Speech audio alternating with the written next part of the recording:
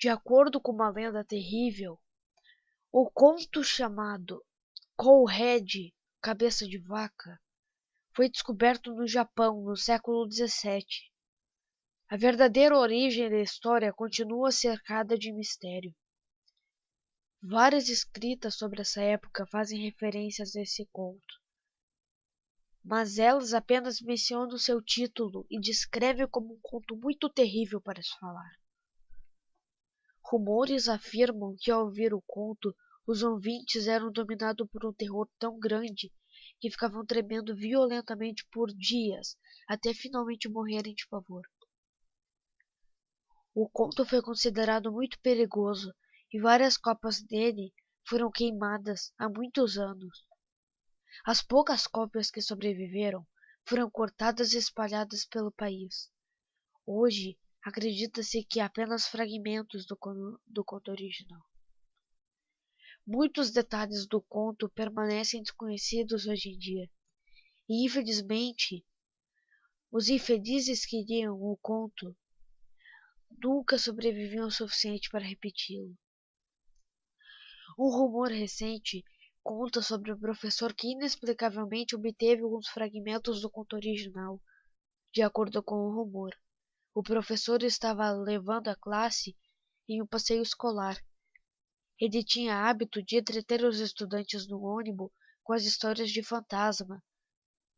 Os estudantes que tendem a ficar agitados em viagens longas ficavam totalmente concentrados enquanto ouviam as terríveis histórias do professor. Muitos ficavam realmente assustados. Depois de um tempo, o professor anunciou que contaria um lendário conto esquecido chamado Cowhead. Porém, antes que ele pudesse terminar a primeira frase da história, as crianças começaram a entrar em pânico. Pare! Eles choravam. Não nos conte! Uma criança ficou pálida e tapou os ouvidos, e os outros começaram a gritar, mas o professor se recusou a parar. Eles disseram que os olhos do professor se tornaram brancos e ele continuou a contar como se uma força invisível tivesse tomado sua mente. Quase uma hora depois, o professor recobrou seus sentidos, descobriu que o ônibus tinha caído em uma vala.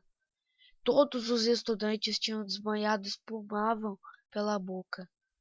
O motorista estava caído sobre o volante, suando e tremendo. Não está claro o que aconteceu, pois.